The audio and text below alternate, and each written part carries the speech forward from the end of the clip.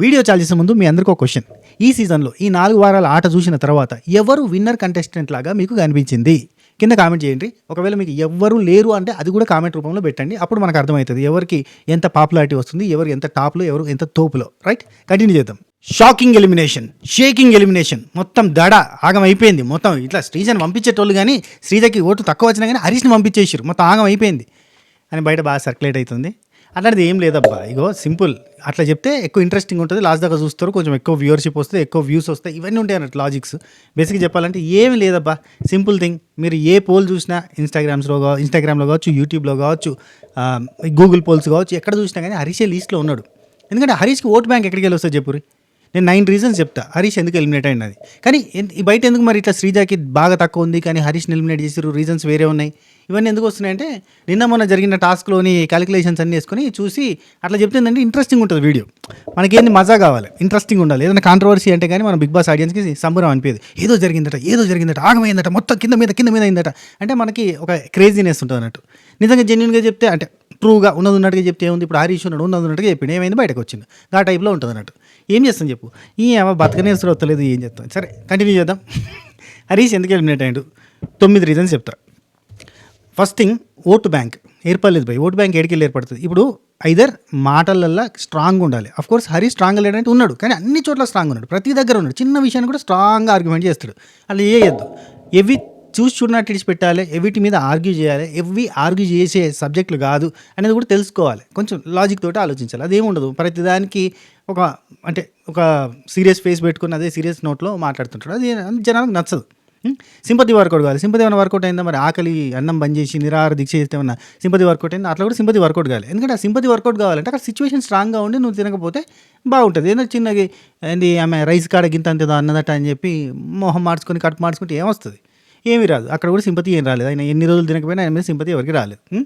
ఇక మూడోది, టాస్కులలో పర్ఫార్మెన్స్ గట్టిగా ఉండాలి. టాస్కులలో పర్ఫార్మెన్స్ గట్టిగా ఉందంటే మరీ స్ట్రాంగ్ పర్ఫార్మర్గా అయితే నిరూపించుకోలేదు ఫిజికల్ టాస్కులలో. అండ్ నిన్న మొన్న అయితే కంప్లీట్గా ఇంజూర్ అని చెప్పి ఆట నుంచి డ్రాప్ అయిపోవడం. అంటే చెయ్యి బాగాలేకపోయి చెయ్యి ఇరిగిపోయి ఉన్నా కానీ శివాజీ అన్న ఏదో గిట్ట బాల్ ఎడమ చేత బాల్ వేసినా కానీ అబ్బా అయ్యో సూపర్ అంటాం. మరి కాలు బాగాలేదని చెప్పి సపరేట్ కూర్చుంటే కాదు కదా, ఏదైనా నిల్చున్నాను ఏదైనా చేయడానికి ప్రయత్నం చేయాలి. చేసిండా అంటే లేదు నన్ను రీప్లేస్ చేస్తారా అని అడిగాడు. కథం రీప్లేస్ చేసిరు. ఆయన తీసుకొస్తారు. ఇప్పుడు వేరే కామనర్స్ని లేదా వేరే సెలబ్రిటీస్ని లోపలికి పంపిస్తారు 11వ తారీఖు. ఆ టైప్లో ఉంటుంది. అంటే ఓటు బ్యాంక్ క్రియేట్ కావాలంటే ఏదైనా ఉండాలి, అది లేదు.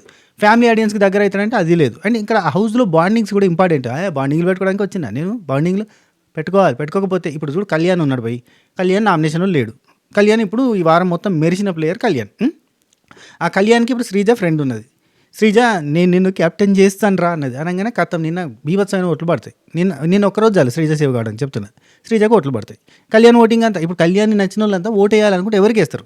కళ్యాణ్కి ఫ్రెండ్ ఉందిరా పాప, ఉంటే కొంచెం స్ట్రాంగ్గా ఉంటాడా, మంచి కంటెస్టెంట్ రా పాప, మనం మిస్అండర్స్టాండింగ్ చేసుకున్నాం, ఖచ్చితంగా మనోడు సర్వైవ్ కావాలి అంటే కొంచెం స్ట్రెంత్ ఉండాలి అంటే ఫ్రెండ్ ఉండాలిరా, ఫ్రెండ్ కోసం ఆమెకు ఓట్లు పడతాయి. అదేమన్నా బాండింగ్ ఉందా? నాకు ఇవ్వడద్దు నేనేమనుకోవద్దు అన్నట్టుకుంటే అంతే. జనాలు కూడా అనుకుంటే నువ్వెవరికి వద్దు అని చెప్పి వాళ్ళు అనుకుంటారు. అట్లా ఓటు బ్యాంక్ ఎక్కడ క్రియేట్ కావాలి. ఫస్ట్ పాయింట్ అది, ఓటు బ్యాంక్ క్రియేట్ కావాలి. ఇక రెండో పాయింట్ వచ్చేసి హెల్త్ అనేది సొంతంగా పాడు చేసుకుంటూ వస్తుండు. బీబీ టీం ఇది కూడా కన్సిడర్ చేసి తీసేస్తుంది. బీబీ టీం కూడా ఒక ఎడ్జ్లో వద్దులే ఈయన ఒక పూట తింటా అంటాడు, మిగతా 2 పూటలు తినను జనాలకు పెడతా అంటున్నాడు. సరే బయటకు వచ్చి ఆ జనాలకే పెట్టుకొని ఇది మనం ఎందుకు లేదు, ఎందుకంటే హెల్త్ ఖరాబ్ అవుతుంది అబ్బా. ఎంత వెయిట్ లాస్ అయ్యాడు మనిషి, ఎట్లున్నాడు, సలాకులు అయిపోయింది. ఇట్లా వచ్చినప్పుడు అట్ట కట్టుండే, ఎట్లున్నాడు ఇప్పుడు సలాక అంటే పుల్ల లెక్క అయిపోయాడు. అట్లా అయిపోయింది, హెల్త్ ఖరాబ్ అయిపోతుంది. అది ఏముందబ్బా, ఇప్పుడు చూడు ఈ సీజన్ మొత్తం మేము నిద్ర లేకుండా ఉంటాం, మా హెల్త్ ఖరాబ్ అవుతుంది. ఆ తర్వాత మళ్ళీ రికవర్ కావడానికి 1.5 మంత్ పడుతుంది. సో ఇక్కడ బయట కాబట్టి మన ఇంట్లో కాబట్టి ఓకే ఈ సీజన్ ఉన్నప్పుడు చేసుకుంటారు కదా అని చెప్పి వదిలేస్తారు. అక్కడ సీజన్లకు పోయి నేను తినను అంటే టాస్క్ల పర్ఫార్మర్లో వీక్నెస్ వస్తుంది. వీక్నెస్తో టాస్క్ల పర్ఫార్మెన్స్ ఉండదు. దొరికేదే తక్కువ రా అంటే దొరికినప్పుడు తినా అని చెప్పి కూర్చుంటే ఒకటే పూట తింటా లేదంటే లేదు నేను అలుగుతా, ఇదొకటి. అండ్ కాలుకి ఏదో దెబ్బ తాకింది అన్నారు కదా, ఇవన్నీ రీజన్స్ కింద ఆయన ఇంజురీ అయినా కానీ ఆడేటోళ్ళని వాళ్ళు బాగా ఎంకరేజ్ చేస్తారు. ఇంజురీ అయితే ఆడను అని చెప్పి సపరేట్ కూర్చుంటే అంటే దబ్బో ఈయన ఇంజురీ అయితే ఆడాడా, సరే రిటైర్డ్ ఏదో అంటారు కదా, రిటైర్డ్ ఇంజురీ రిటైర్డ్ ఏదో అది ఇచ్చేసేయండి అని చెప్పి పంపిస్తారు అట్లా. రైట్. ఆ తర్వాత మూడో పాయింట్ వచ్చేసి మొరటుతనం, మొండితనం, మూర్ఖత్వం, మొనార్క్నెస్, ఇవన్నీ రాసినారు లైవ్గా. ఇవన్నీ కలగలిపిన ప్యాకేజ్. అంటే ఎప్పుడైనా ఒక వ్యక్తి ఫీడ్బ్యాక్ని బట్టి మారుతూ ఉంటే అతను మార్పు వస్తుంది, మనం కావాల్సినట్టుగా మార్చుకోవచ్చు అని బీబీ టీం కూడా అనుకుంటుంది.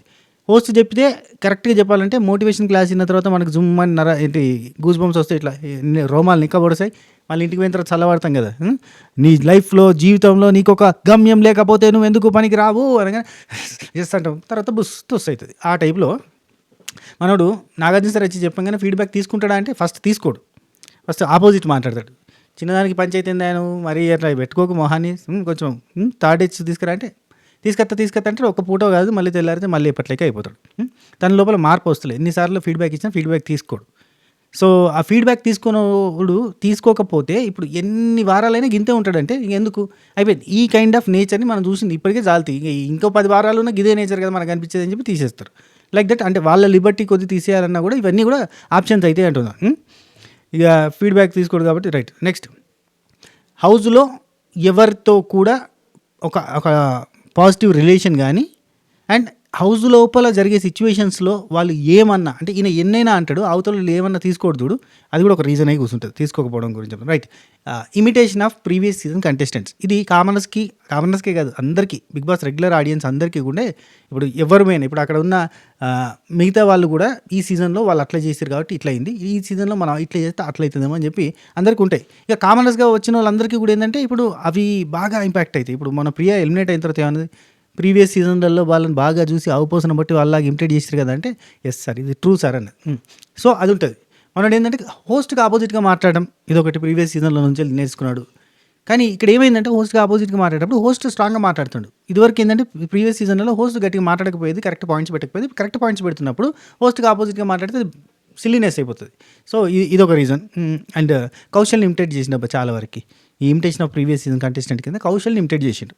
ఇది మెయిన్ ఏంటంటే కార్నర్ చేస్తున్నారు నన్ను అని చూపించుకోవడానికి ఈయన కార్నర్ చేస్తుందంటే అందరు కలిసి కార్నర్ చేయాలి. ఇప్పుడు ఆ సీజన్లో ఏంటంటే అందరికీ ఆయనతో రైవలరీ ఉంటుంది.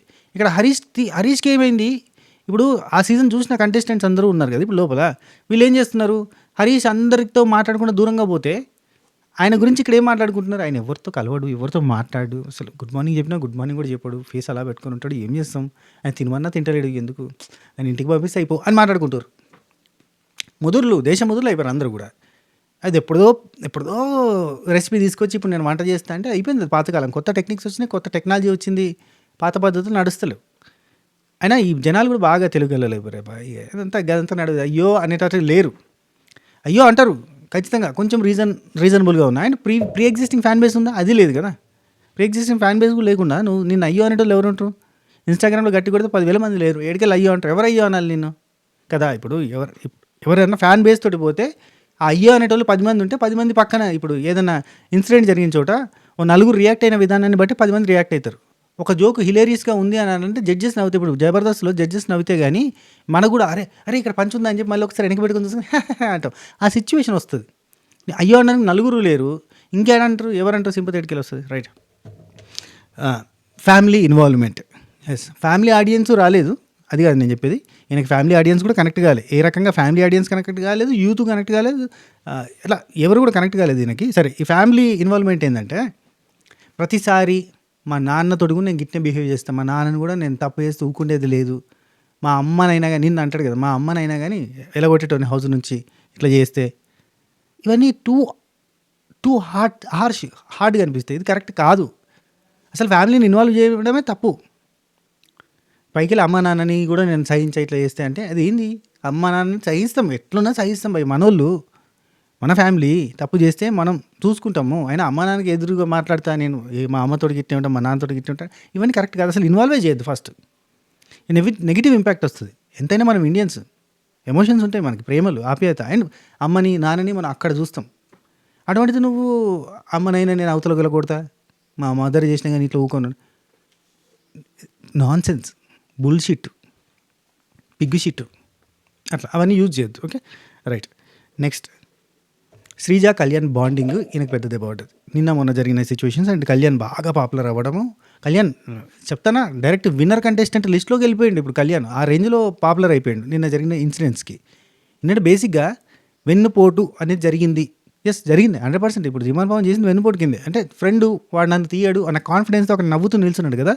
సడన్గా వచ్చి తీసేసరికి అంటే అక్కడ ఆప్షన్స్ ఉన్నాయి, ఆప్షన్స్ లేక తీస్తే రీతు కోసం తీసిండు అనగానే ఓ అమ్మాయి రీతు మాయలో పడి తీసిండు అనుకుంటే అట్లా కూడా కాదు. ఆప్షన్స్ ఉండంగా కూడా రీతు కోసం అని కాకుండా తను సొంతంగా పగబెట్టుకొని తీసింది కదా, ఇది రైవల్రీ. ఈ రైవల్రీ అంతా కళ్యాణ్కి ప్లస్ అయింది, ఇక్కడ మైనస్. ఇంత సిచ్యువేషన్స్లలో అసలు హరీష్ కనబడతలేడు కదా, ఈ వారం అంతా కనబడలేదు. నేను నిన్ననే అన్నా ఈ వారం అంతా కనబడతలేడు, ఎలిమినేట్ అని చెప్పిన కదా, గుర్తుందా మీకు? ఆ తర్వాత third H where is third H? Humour angle ఉంది, అసలు ఇది చెప్పకపోయినా అయిపోయేది. హ్యూమర్ యాంగిల్ ఉంది అంటే వచ్చినప్పుడు అంటే ఆ సాటర్డేనో సండేనో నాగార్జున గారు చెప్పిన తర్వాత ఆ రోజు రాత్రో లేదా నెక్స్ట్ డే మార్నింగ్ వరకు 4 జోకులు వేస్తాడు. ఎప్పుడూ నువ్వు జోకులు వేయవు, వారమంతా మూడిగా ఉంటావు, సడన్గా ఒక రోజు జోకులు వేస్తే ఎవడు తీసుకుంటాడు? నువ్వు సీరియస్గా అంటున్నదో తెలియదు, జోక్ వేస్తున్నావో తెలియదు. పైకి వెళ్ళి ఆ జోక్ ఏదన్నా మరీ అంత హిలేరియస్గా ఉంటుందంటే అది లేదు. ఉంటాయి అవి కూడా హిలేరియస్గా ఉండేది, మనం కనెక్ట్ అయితే కంటిన్యూటీలో అతను పంచులు వేస్తామంటే మజా ఉండేది. ఆయన ఎప్పుడు పంచలేడు కదా, ఎవరితో నరమానవంతో మాట్లాడే నాకు ఎవరు సంబంధం లేదు అన్నట్టు ఉంటాడు, మూలకు పోయి కూర్చుంటాడు. అటువంటి వ్యక్తి సడన్గా ఒక జోక్ వేస్తే ఆయన మీద జోక్ వేస్తే తీసుకుంటాడా? మళ్ళీ తీసుకోడు. ఆయన మీద జోక్ వేస్తే అసలు మొత్తం లెక్క పెడతాడు కిందికి వెళ్ళి మీదకి. అసలు అతను థర్డ్ హెచ్ రాలేదు. థర్డ్ హెచ్ రావాలంటే ఫోర్త్ హెచ్ కావాలంటాడు. మళ్ళీ హార్ట్ ఎక్కడ ఉంటుందంటే ఫిఫ్త్ హెచ్లో ఉంటుంది అంటాడు. హౌస్లో హార్ట్ ఉంది, ఆ హార్ట్ ఉన్న చోట హ్యూమర్ ఉంటుంది. ఈ హరీష్ మాత్రం ఇక్కడ ఉంటాడు. ఈ 2 హెచ్లు పోయి ఆ 3 హెచ్ల దగ్గర ఉంటే కానీ టోటల్గా ఈ హెచ్లన్నీ పోతాయి. సో ఓవరాల్గా ఏంటంటే బీబీ టీం కూడా అనుకుంటుంది థర్డ్ హెచ్ కూడా వస్తలేదు కదా, మరి ఫోర్త్ హెచ్ ఫిఫ్త్ హెచ్ అక్కడ ఉన్నాయి కాబట్టి పంపించేద్దామని చెప్పి పంపించేస్తారు. సో అది వర్కౌట్ కాలేదు. ఎప్పుడైనా మనం ఇస్తే పుచ్చుకోవడానికి ఉంటుంది కదా, తీసుకుంటే రిటర్న్ ఇస్తే బాగుంటుంది. ఏ జోకుల విషయంలో ఆ లేచినప్పుడు నా మీద జోక్ వేస్తావా అని నేను నీ మీద జోక్ వేస్తా అంటే ఎవడు తీసుకోడు. అదే జరిగింది. అండ్ ఆ స్టార్టింగ్ ఇమాన్యుల్ తోటి బాండ్ ఏర్పరచుకుని అక్కడనే రిటర్న్లో ఆయన అనొచ్చు కానీ ఈయన మాత్రం పడను అంటే అక్కడనే నెగిటివ్ స్టార్ట్ అయిపోయింది అనుకో. రైట్. ఇంకోటి లాస్ట్ రీజన్, హోస్ట్కి ఆపోజిట్గా మాట్లాడడం ఓకే, పాయింట్ ఉండి మాట్లాడడం ఓకే. అండ్ ఆల్రెడీ చెప్పేసినా కదా హోస్ట్ ఉంది. రైట్. సరే, ఈ 9 రీజన్స్ తోటి హరీష్ ఎలిమినేట్ అయ్యాడు. ఇక హరీష్ ఎలిమినేట్ అయిన తర్వాత హౌస్లో జరిగే మార్పులు ఏంటి చెప్పన్నా? ఒకటి, సంజనాకి కాన్ఫిడెన్స్ విపరీతంగా పెరుగుతుంది. ఫ్లోరా ఇన్ని రోజులు ఎంతైతే బానిసగా ఉందో, కట్టుబానిస, కట్టప్ప కదా మనకి రాజసింహాసనాన్ని కట్టుబానిస అన్నట్టుగా ఫ్లోరా అక్క సంజనాకి కట్టుబానిసలాగా కనబడుతుంది కదా. సో ఇంకొంచెం కట్టుబానిసలాగా మారుతుంది. ఎందుకంటే 2-3 రోజుల నుంచి ఖచ్చితంగా ఈ వీక్ హరీష్ ఎలిమినేట్ అవుతాడు, హరీష్ని పంపించేస్తారు, హరీష్ సోలోగా ఉంటాడు, హరీష్ లోన్లీగా ఉంటాడు, హరీష్ హెల్త్ బాగాలేదు, హరీష్ అని చెప్పి ఇవన్నీ చెప్తుంది. ఓయమ్మ ఈమె చెప్పింది జరిగింది అంటే ఇంకొంచెం వామ్మో ఈమెతో జాగ్రత్తగా ఉండాలి, ఈమెతోటే ఉండాలి అని ఫిక్స్ అయిపోతుంది. అఫ్కోర్స్ ఇన్ని రోజులు సేవ్ అవుతుందంటే ఆ స్టార్టింగ్లో సంజనాక్క పెట్టిన పెంటే, లేకపోతే అసలు ఫ్లోరాక్క ఆ వీక్ ఎలిమినేట్ అయ్యేది. సో ఇది కంటిన్యూ అవుతూ ఉంటుంది బాండ్. అటు ఇటు దిక్కు బర్నీ అన్నకు కూడా వెయిటేజ్ పెరుగుతుంది. మనం అవతలోడు ఏం చేసినా సైలెంట్గా ఉండాలి, వాళ్ళకి ఎఫెక్ట్ పడుతుంది అని చెప్పి ఇటు దివ్య దగ్గర కావచ్చు, సుమన్ అన్న దగ్గర కావచ్చు, రాము దగ్గర కావచ్చు, ఎప్పుడు హరీష్ గురించి మాట్లాడినా కానీ మరే మనం సైలెంట్గా ఉండాలిరా, మన సైలెన్సే ఆన్సర్, చూడు నువ్వు చూస్తావు కదా, చూడు వెయిట్ చేయి అని చెప్పి చెప్తా ఉన్నాడు. కాబట్టి వీళ్ళందరికీ వర్ణి అన్న హీరో అవుతాడు. ఈ 2 వర్గాలు ఫుల్ బలంగా తయారవుతాయి. ఇక కామన్ మ్యాన్స్లో శ్రీజాకి కళ్యాణ్కి, స్పెషల్లీ శ్రీజాకి కళ్యాణ్కి భయం పడుతుంది. ఏమో back to back common mans, Manish వెళ్ళిపోయాడు, ప్రియా వెళ్ళిపోయింది, ఇప్పుడు హరీష్ వెళ్ళిపోయాడు, నెక్స్ట్ నువ్వా నేనా అన్నట్టుగా ఉందిరా సిచ్యువేషన్, చాలా డేంజరస్ అని చెప్పి వీళ్ళకి భయం పడుతుంది. ఆ భయం భక్తితోటి కొంచెం ఆర్గ్యుమెంట్లు తగ్గిపోతాయి వీళ్ళ నుంచి. అంటే శ్రీజ దగ్గర నుంచి ఆర్గ్యుమెంట్ తగ్గిపోతే ప్రాబ్లం లేదు, ఫిజికల్ టాస్క్లో పడితే గట్టిగానే బచాయిస్తుంది. కానీ అంటే కళ్యాణ్ దగ్గర నుంచి ఆర్గ్యుమెంట్ కూడా తగ్గిపోతుంది, అంటే ఇంకా లో ఫీల్ అవుతారు వీళ్ళు. సో వీళ్ళకి ఇప్పుడు డిమాండ్ పవన్ రీతు వీళ్ళ మధ్యలోనే కాంట్రవర్సీ కంటిన్యూ చేయడానికి బీబీ టీం కూడా అనుకుంటుంది. నెక్స్ట్ వారం కూడా వాళ్ళ మధ్యలోనే టాస్క్లు వచ్చేటట్టుగా వీళ్ళ టీము వాళ్ళ టీమ్గా పెట్టడం, వీళ్ళిద్దరి మధ్యలో ఫైట్లు పెట్టడం, ఇట్లాంటివన్నీ చేస్తారు. అదే రచించబోతున్నారు, అదే జరగబోతుంది. సో ఆటోమేటిక్గా ఒకళ్ళు హీరో ఒకళ్ళు విలన్ బ్యాచ్గా తయారై కూర్చుంటుంది. ఆటోమేటిక్లీ రీతు ఉన్న చోట విలనిజం అనేది కొంచెం యాడ్ అయిపోతుంది. ఆమె ఎంత కష్టపడినా కానీ థాట్ ప్రాసెస్లో ఏమైందంటే కొంచెం నెగిటివ్ థాట్స్ తోటి, అంటే రాంగ్ స్ట్రాటజీలు రాంగ్ థాట్స్ తోటి ముందడికి పోతుంది. డిమాండ్ పవన్ దానికి యాక్సెప్ట్ చేస్తారు కాబట్టి ఆటోమేటిక్గా ఇది విలన్ టీం, ఇది హీరో టీం లాగే ఈ 2 టీంలకి పంచాయతీ జరగబోతుంది. ఇంకొకటి, అందరితో కలవడం స్టార్ట్ చేస్తారు. ఎందుకంటే మూడిగా ఉండి మూలకు కూర్చుంటే ఎలిమినేట్ అవుతామని చెప్పి భయం. ఇప్పుడు మనీష్ ఎలిమినేట్ అయినా కానీ, ఇప్పుడు హరీష్ ఎలిమినేట్ అయినా కానీ వీళ్ళు ఎవరితో బాండింగ్ ఉండదు, ఎవరితో అసలు అంటే కనీసం మాట్లాడుకోవడం ఉండదు. అఫ్కోర్స్ మిగతా వాళ్ళందరూ అందరితో కలిసి మాట్లాడతారు కానీ ఇప్పుడు ఇంకొంచెం భయంతో ఇంకా అందరితో కలవడానికి ట్రై చేస్తారు. ఈవెన్ డిమాండ్ పవన్ కూడా అందరితో కలవడానికి ట్రై చేస్తాడు. సో కలవకపోతే మూడీనెస్ ఉన్న వాళ్ళు జనాలు నచ్చలేరు, వెళ్ళిపోతున్నారన్న పాయింట్ వస్తుంది. ఇట్లాంటి మార్పులు చేర్పులు జరగబోతున్నాయి. ఇది మ్యాటర్. ఈ వీడియో మీకు నచ్చిందని అనుకుంటున్నాను. నచ్చితే లైక్ చేయండి, షేర్ చేయండి, కామెంట్ చేయండి, సబ్స్క్రైబ్ చేయండి, గంట కొట్టండి, అలానే సింబల్ ప్రెస్ చేసుకుని పెట్టుకోండి, హైప్ కూడా ఇచ్చే ప్రయత్నం చేయండి. ఓకేనా? ఉంటా, బాయ్.